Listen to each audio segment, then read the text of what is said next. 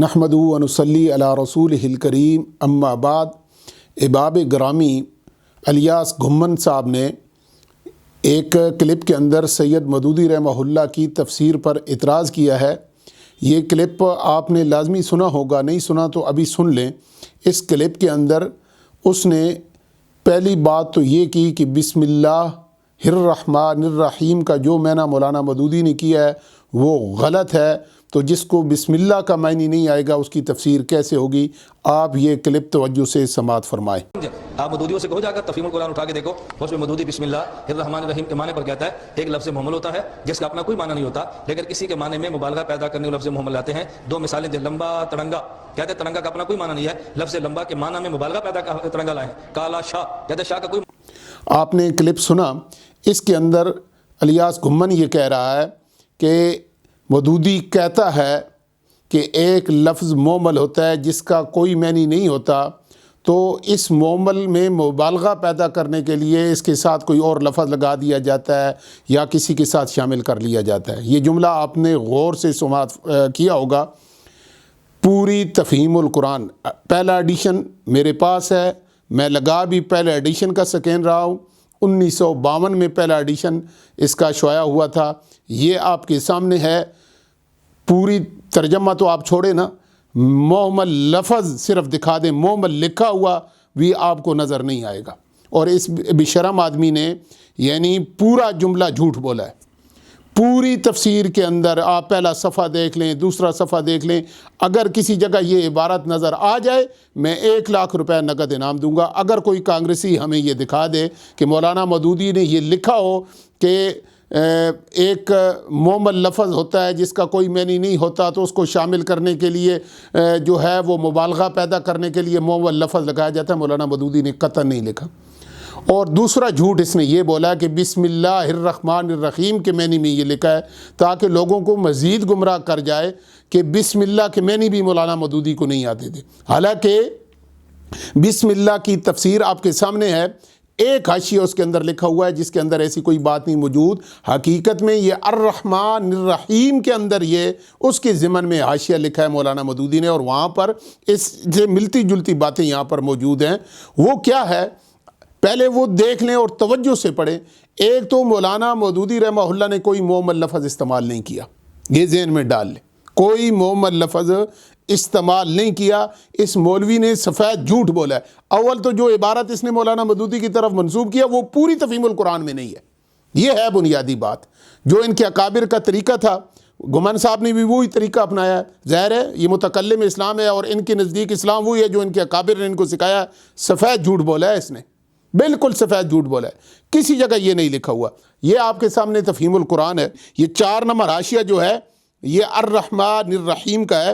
اس پر سید ابو الاعلیٰ مودودی رحمہ اللہ کہتے ہیں انسان کا خاصہ ہے کہ جب کوئی چیز اس کی نگاہ میں بہت زیادہ ہوتی ہے تو وہ مبالغے کی صیغے میں اس کو بیان کرتا ہے، اور اگر مبالغے کا لفظ بول کر وہ محسوس کرتا ہے کہ اس شے کی فراوانی کا حق ادا نہیں ہوا تو پھر وہ اس کے معنی اسی معنی کا ایک اور لفظ بولتا ہے تاکہ وہ کمی پوری ہو جائے، یعنی الرحمن الرحیم دونوں ہم معنی ہیں۔ یہ بات مظہری میں لکھی ہے، یہ آپ سامنے تفسیر مظہری ہے، یہ دیکھ لیں۔ مولانا مودودی نے اپنی طرف سے کچھ لکھا ہی نہیں۔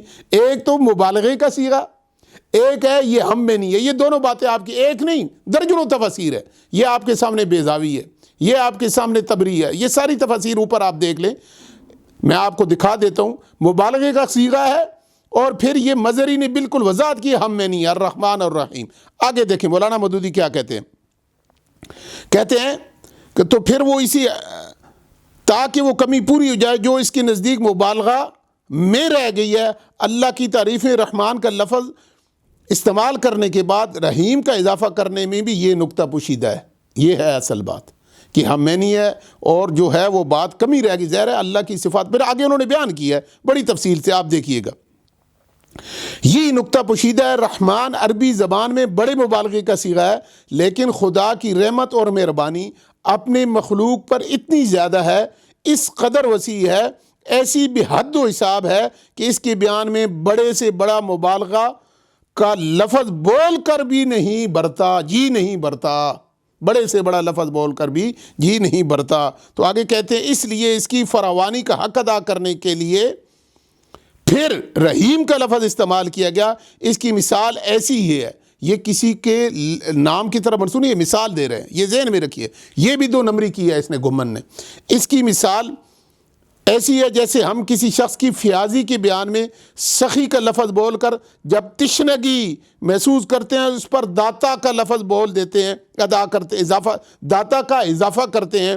رنگ کی تعریف میں جب گورے کو کافی نہیں پاتے تو اس پر چٹے کا لفظ اور بڑھا دیتے ہیں۔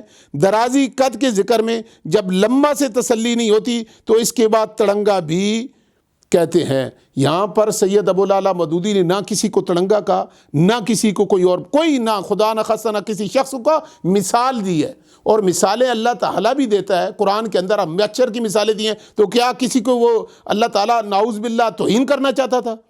مثالوں میں ایسی کون سی بات آ گئی؟ لیکن یہ ایسے بدبخت اور کذاب اور دجال ہیں، سیدھے معنی کو کہہ رہا ہے کہ یہ لفظی معنی غلط ہے۔ آپ مزید دیکھیں، غور سے اس کو ذرا آپ پڑھ لیں گے تو آپ کو یہ بالکل بات کلیئر ہو جائے گی، اور اس کا دجل اس مولوی کا پھر مزید واضح ہو جائے گا۔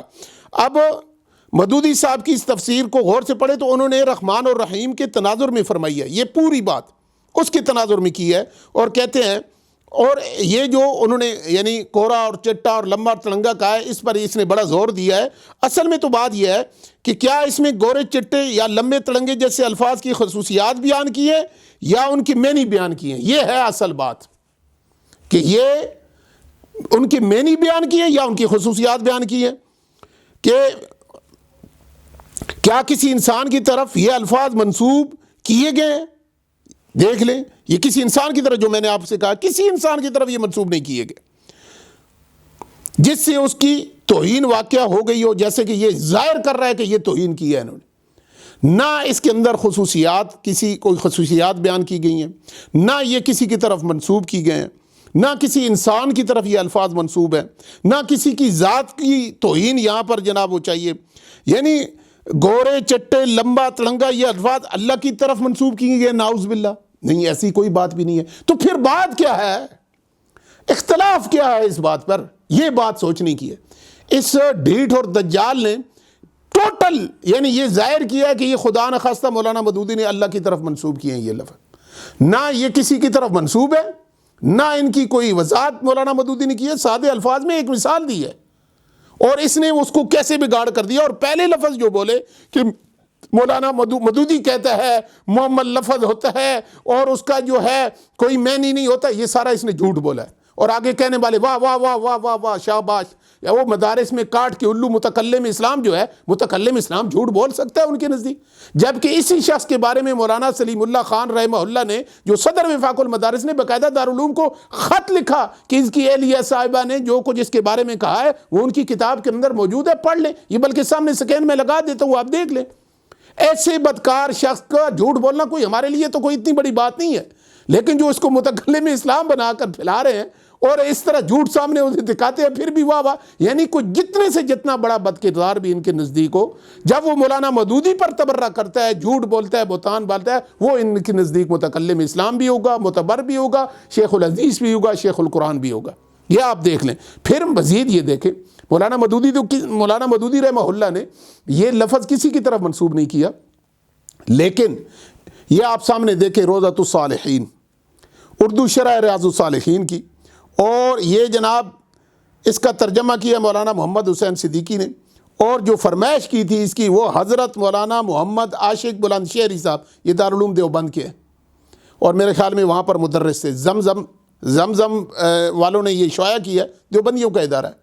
انہوں نے یہ آپ سامنے دیکھ لیں، دوسری طرف یہ بالکل کلیئر لکھا ہوا ہے کہ جس میں کثرت سے درخت لگے ہوئے تھے اور اس میں بہار موسم کی طرح ہر قسم کے پھول تھے، اور اس باغ میں درمیان میں ایک لمبا تڑنگا آدمی تھا جس کی لمبائی کی وجہ سے اس کا سر آسمان میں دکھائی دیتا تھا۔ یہ حضرت ابراہیم علیہ السلام کے بارے میں انہوں نے کہا ہے۔ آپ دیکھ لیں، پیغمبر کے بارے میں لمبا تڑنگا لفظ انہوں نے استعمال کیا ہے۔ یہ توہین بھی نہیں ہے، توہین تھی بھی نہیں، یہ تو ایک یعنی جیسا کہ بتایا کہ تڑنگا خود لفظ ہے۔ پھر یہ کہیں کیا تڑنگا محمد لفظ بھی ہے یا نہیں ہے؟ یعنی ان کو تو اردو سے کوئی لینا دینا ہی نہیں ہے نا، تحقیق کرنی ہی نہیں ہے نا، بہتان لگانا ہے، چونکہ ان کے اکابر مولانا مودودی رحمہ اللہ کو گستاخ کہہ چکے تھے، اس وجہ سے یہ کہنا ہے۔ یہ آپ کے سامنے اردو ڈکشنری آپ کے سامنے ہے، آپ دیکھ لیں کہ تڑنگا لفظ کا معنی کیا ہے۔ اوپر آپ دیکھیں لم تڑنگا یعنی یہ صفت ہے کسی کی، اور دراز قد آور یہ صفت ہے، اور صفت بطور مثال استعمال کی ہے مولانا مودودی رحمہ اللہ نے۔ تڑنگا کہتے ہیں دراز قد کو، اور یہ دجال آدمی کہہ رہا ہے کہ یہ گستاخی کی ہے خدا نہ خواستہ، یعنی ایسے باور کرایا کہ یہ اللہ تعالیٰ کو انہوں نے لم تڑنگا کہا ہے۔ نعوذ باللہ نعوذ باللہ استغفر اللہ۔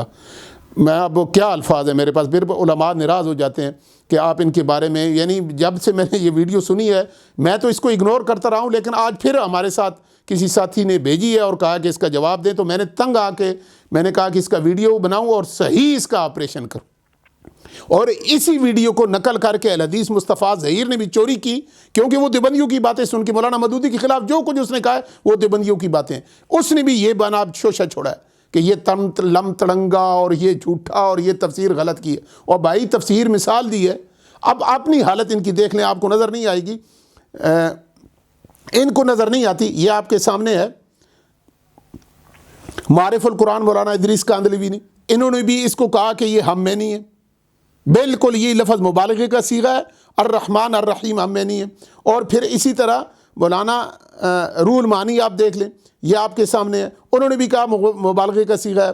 پھر جناب یہ اور ایک تفسیر ہے، یہ معارف القرآن بھی دیکھ لیں، مولانا مفتی محمد شفیع کی دوسری آیت کی صفت رحمت کا ذکر صفت رحمان الرحیم کیا گیا ہے، یہ دونوں صیغے مبالغے کے ہیں، جس میں رحمت خداوندی کی وسعت و کثرت و کمال کا بیان ہے، یہ دونوں نے یہی کہا ہے۔